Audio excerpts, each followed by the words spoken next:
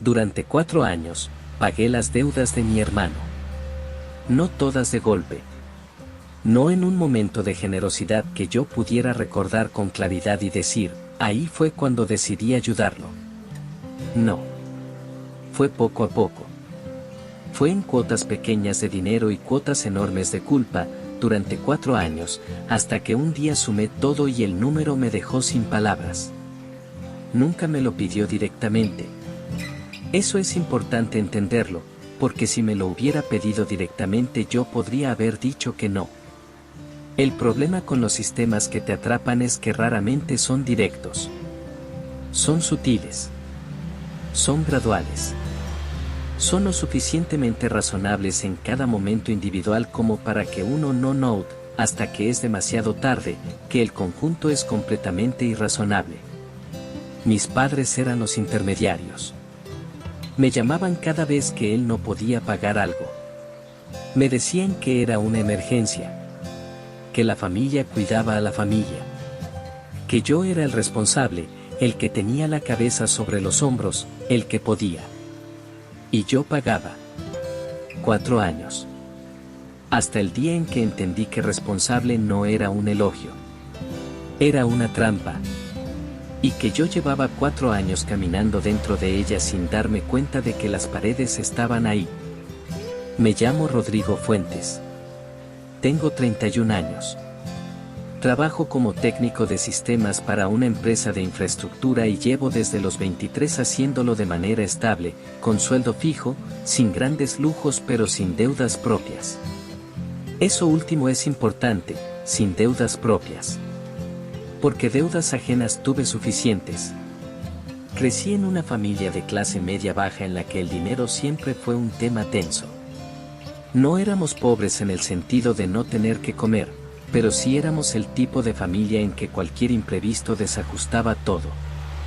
En que una reparación del coche o una factura médica inesperada era un problema real que requería ajustes y conversaciones difíciles. Desde chico aprendí que el dinero no era algo que llegaba fácil. Lo vi en mi padre, que trabajaba en construcción y llegaba cansado. Lo vi en mi madre, que hacía maravillas con lo que había. Aprendí a no pedir cosas innecesarias. A hacer durar lo que tenía. A planificar. Esteban no aprendió lo mismo. Esteban, mi hermano mayor.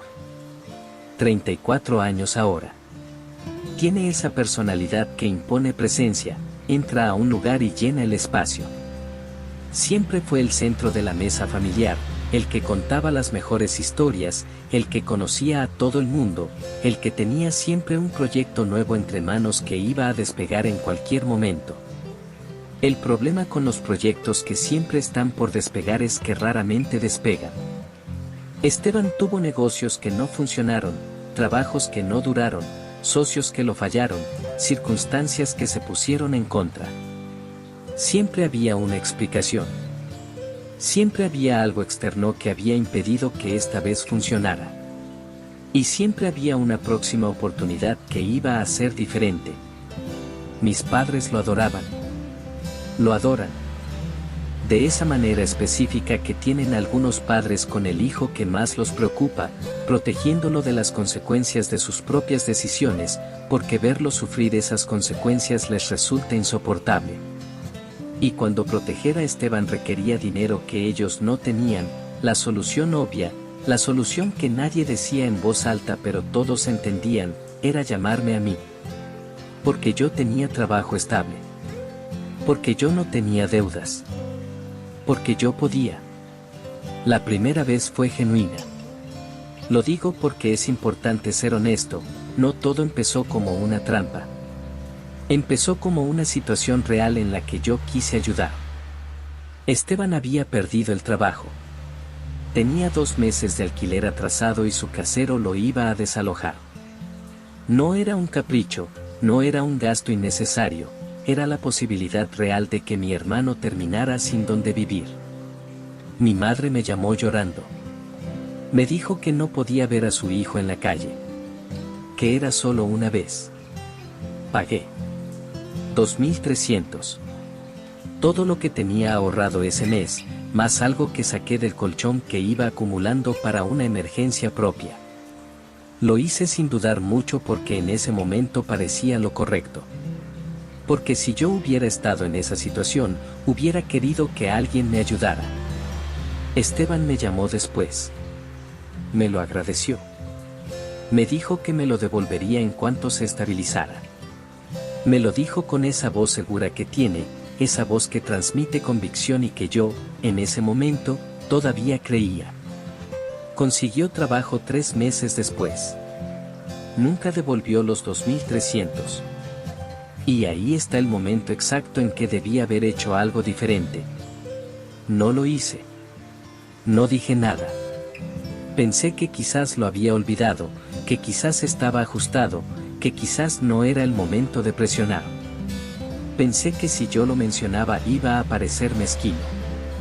Ese silencio fue el primer ladrillo del muro. 4 meses después me pidió 400 para un problema con el coche. Los di. Tampoco volvieron. Después 200 para una multa de tránsito. Que según él era injusta, claro. Después 600 para salvar un negocio que iba a cambiar todo. Una oportunidad que se cerraba si no actuaba rápido. Una inversión que iba a rendir en meses. No cambió nada. No rindió nada. El patrón era siempre el mismo, y ahora que lo puedo ver desde afuera lo reconozco perfectamente, urgencia real o construida, mis padres como intermediarios para suavizar el pedido y añadir presión emocional. La promesa de devolución que funcionaba como válvula para que yo no me sintiera mal diciendo que sí, y después el silencio cuando el momento pasaba y la deuda quedaba en el aire sin que nadie la nombrara. Intenté decir que no una vez. Fue al segundo año. Una de las pedidas era para algo que me pareció especialmente injustificado, no recuerdo exactamente el detalle, pero sí recuerdo que algo en mí dijo basta. Mi madre me dijo que cómo podía ser tan mezquino con mi propio hermano. Mi padre me dijo que el dinero no valía más que la familia. Esteban me llamó esa noche. No me presionó directamente. Me dijo que entendía, que no había problema, que podía resolverlo de otra manera. Lo dijo con ese tono herido que hacía que yo sintiera que había hecho algo cruel. Al día siguiente pagué de todas formas. Porque así funciona la trampa. No te ata con cadenas. Te ata con culpa. Y la culpa, cuando la han cultivado bien durante toda tu vida, es más fuerte que cualquier cadena. Lo que no aparece en los números es el costo de lo que no pude hacer. El año que Esteban necesitó 3.000 en 4 meses distintos, yo tenía planeado irme una semana a la playa. La primera vez que iba a tomar vacaciones reales desde que había empezado a trabajar. No un viaje caro.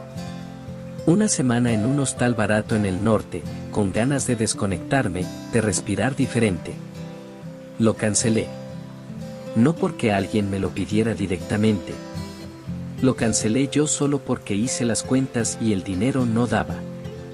Y una parte de mí, la parte que ya funcionaba dentro de la trampa sin reconocerlo, se dijo que no importaba, que habría otra oportunidad, que lo de Esteban era más urgente. No hubo otra oportunidad ese año. Ni el siguiente. También postergué mudarme. Llevaba 2 años viviendo en un cuarto alquilado dentro de una casa compartida con gente que no conocía bien. Quería tener mi propio lugar, aunque fuera pequeño. Un lugar donde pudiera cerrar la puerta y que el espacio fuera completamente mío. Tenía los ahorros calculados, tenía el plazo, tenía hasta el barrio en mente. Cada vez que llegaba al número que necesitaba para el depósito, algo de Esteban vaciaba la cuenta. No una vez. 3 veces en 3 años distintos. Al final dejé de hacer el plan. Dejé de anotar el objetivo. Porque anotar algo y que desaparezca repetidamente tiene un efecto acumulativo en cómo uno ve su propia capacidad de avanzar. Empecé a creer, sin decírmelo explícitamente, que mis planes no eran reales. Que el dinero que yo ganaba no era realmente mío, sino un recurso disponible para el próximo imprevisto de alguien más. Eso es lo que nadie ve desde afuera cuando mira estas situaciones. No ve solo el dinero. Ve a una persona que poco a poco deja de planificar para sí misma porque ha aprendido que planificar es inútil. Que sus propios objetivos siempre van a ser menos urgentes que los de alguien más. Que su propio bienestar siempre puede esperar. Eso no se cura con un solo no. Lleva tiempo. En 4 años, calculé lo que había dado. No prestado. Dado. Porque nada volvió. Lo hice un sábado por la tarde, solo en mi cuarto, con una hoja de cuaderno y los mensajes viejos del teléfono donde había notas de cada vez que había transferido algo. Fui uno por uno. Fecha, monto, motivo. Tardé casi 2 horas. El número final fue 16.400. Me quedé mirándolo un momento largo. Luego lo miré de nuevo como si quizás lo había sumado mal. Lo revisé. Era correcto. 16.400 que salieron de mis ahorros, de mis horas extra, de los proyectos freelance que agarraba los fines de semana para tener algo de margen.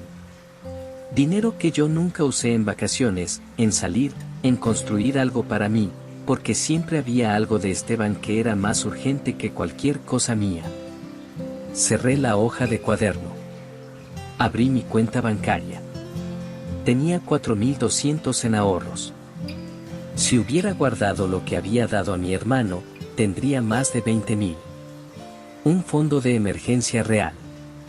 La posibilidad de un apartamento propio. Opciones concretas que yo no tenía porque las había transferido, poco a poco, a una cuenta que no era la mía. Me quedé ahí un rato, con el teléfono en la mano, mirando ese número. No sentí rabia inmediatamente. Eso me sorprendió. Lo que sentí primero fue algo parecido al cansancio. Después sí vino la rabia. Lo que hice esa tarde, antes de que sonara el teléfono, fue algo simple y definitivo. Tomé la decisión. No escribí nada. No llamé a nadie. No hice ningún anuncio. Solo decidí que la próxima vez que me llamaran, la respuesta iba a ser diferente. Y sonó el teléfono. Mi madre. El tono que ya conocía de memoria. Esa cadencia específica que mezclaba preocupación con urgencia y que yo había aprendido a reconocer antes de que terminara la primera oración. Me dijo que Esteban había tenido un problema. Que necesitaba 3.000 con urgencia. Que si no pagaba ese viernes lo iban a denunciar. No pregunté qué tipo de problema. Ya había aprendido que los detalles en estas conversaciones nunca eran completamente claros. No porque mi madre mintiera, sino porque ella tampoco siempre lo sabía, y porque los detalles no eran el punto. El punto era la urgencia. El punto era que había que resolver. Esta vez hice algo diferente. Le pregunté a mi madre cuánto dinero le calculaba que yo había dado a Esteban en los últimos 4 años. Silencio. Le dije el número. 16.400. Mi madre dijo que no podía ser tanto. Lo dijo con la voz de alguien que genuinamente no lo había sumado. Y creo que era verdad. Le dije que sí podía. Que lo tenía anotado. Cada vez, cada monto, cada fecha. Que si quería se los mandaba. Hubo una pausa larga. Luego me dijo que Esteban estaba en una situación difícil. Que no era el momento para hacer cuentas. Que la familia se ayudaba. Le dije que entendía eso. Que estaba de acuerdo con que la familia se ayudaba. Que por eso mismo llevaba 4 años ayudando. Y le dije que esta vez no. Que esta vez no podía. Que no. Mi madre colgó. No de manera dramática. Solo dijo que bueno, que ya veía, y colgó. Ese tipo de cierre que en mi familia equivalía a una declaración de decepción. 2 horas después me llamó mi padre. Mi padre habla poco. Cuando llama en estas situaciones es porque mi madre lo mandó, y ambos lo sabemos, pero ninguno lo dice. Me dijo que mi madre estaba mal. Que Esteban lo iba a pasar muy difícil.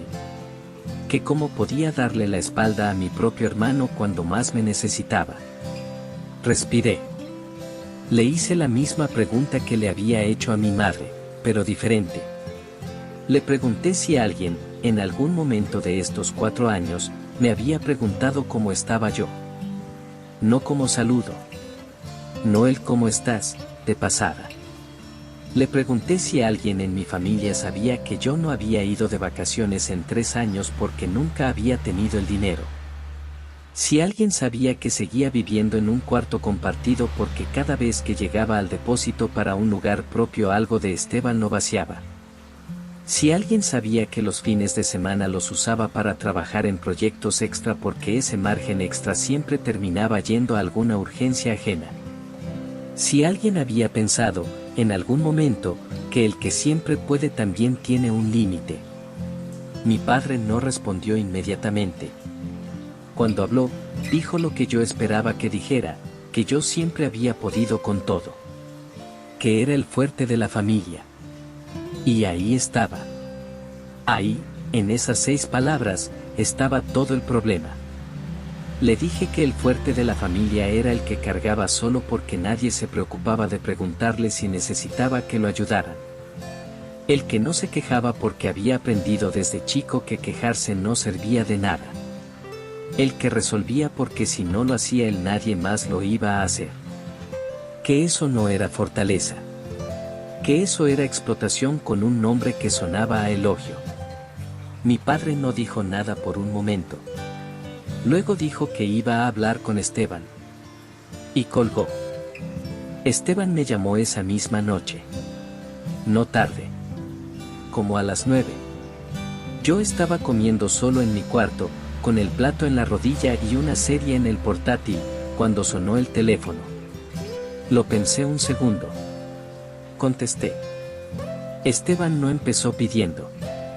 Eso nunca lo hacía así, y creo que era instinto más que estrategia. Empezó hablando de otra cosa. Del trabajo que tenía en vista. De un contacto que le había pasado un dato interesante. De lo difícil que estaba el mercado, de lo complicado que era emprender cuando todo jugaba en contra. Yo lo escuché. 5 minutos. 10. Dejé que hablara. Y entonces llegó, como siempre llegaba, suave, casi como al pasar, que si yo podía ayudarlo temporalmente con algo, que él ya sabía cómo iba a resolverlo, que era solo para pasar este momento. Lo dejé terminar. Le dije que no. Hubo una pausa. Me preguntó cuánto podía darle. Como si él no hubiera sido una apertura de negociación. Le dije que nada. Que no era cuánto. Era que no. Silencio largo. Luego me dijo que yo había cambiado. Que antes no era así. Que no entendía qué me había pasado. Le dije que lo que me había pasado era que había sumado las cuentas. Que había hecho el número total y lo había mirado durante un rato. Me dijo que el dinero no era lo más importante en la vida. Le respondí que tenía razón. Que el dinero no era lo más importante. Pero que sí era lo suficientemente importante como para que él me lo pidiera cada vez que lo necesitaba. Y lo suficientemente importante como para que yo sintiera la diferencia concreta de no haberlo tenido durante 4 años. La diferencia entre tener opciones y no tenerlas.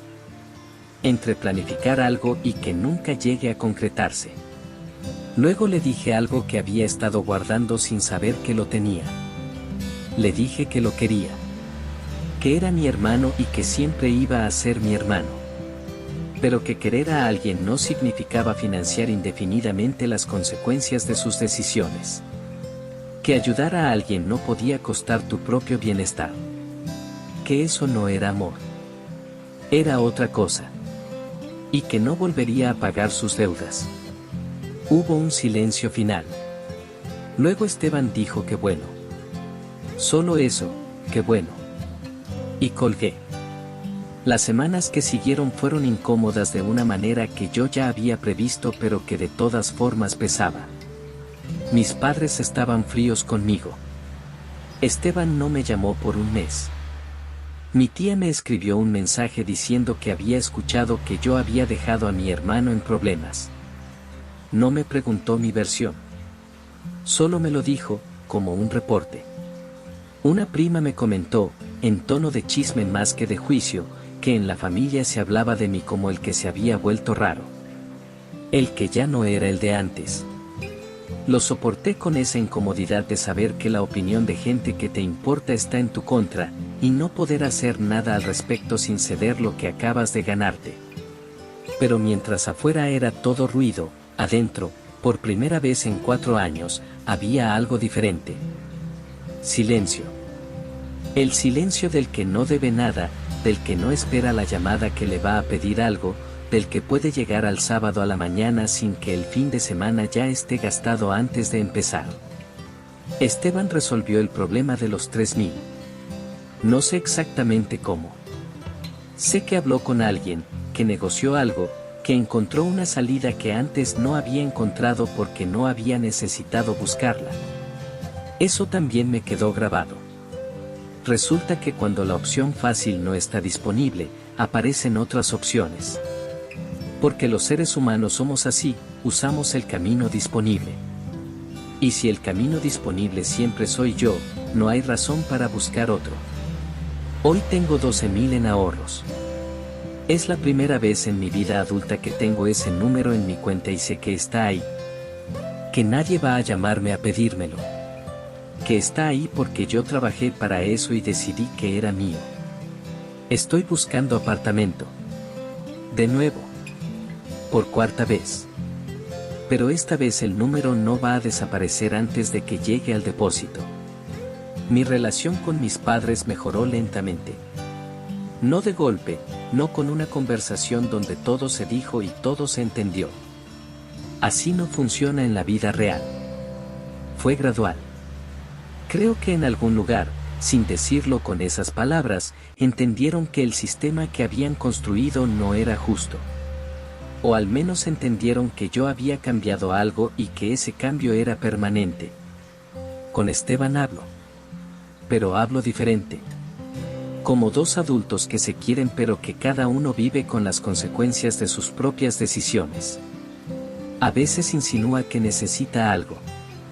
Yo cambio el tema. No con rabia, no con drama, no con un discurso. Simplemente no. Sin explicación. Sin disculpa. Sin la larga justificación que antes sentía que debía dar para que mí no tuviera valor. Solo no y seguimos hablando de otra cosa. Aprendí algo en estos meses que ojalá alguien me hubiera dicho hace 4 años, cuando todo empezaba. Ayudar a alguien no debería costarte tu propio bienestar. El amor real no es una cuenta bancaria sin límite que otros pueden girar sin preguntarte. Y decir no a quien te explotan no es abandonar a la familia. Es empezar a tratarte como parte de ella. Como alguien que también importa. Cuyo dinero también tiene valor. Cuyo tiempo también tiene peso. Cuyas vacaciones, cuyo apartamento, cuyo sábado tranquilo también merecen existir. No como el fuerte de la familia. Como una persona más de la familia. Con los mismos derechos que todos los demás. Si conociste a alguien así en tu historia. Si fuiste ese hermano, esa hermana, ese hijo que siempre podía y por eso siempre tenía que hacerlo. Cuéntame en los comentarios. ¿Cuándo dijiste que no por primera vez? ¿Qué pasó después? ¿Cómo fue? Este canal existe para estas historias. Para las que no tienen un villano claro. Para las que son complicadas y dolorosas y reales. Gracias por quedarte hasta acá.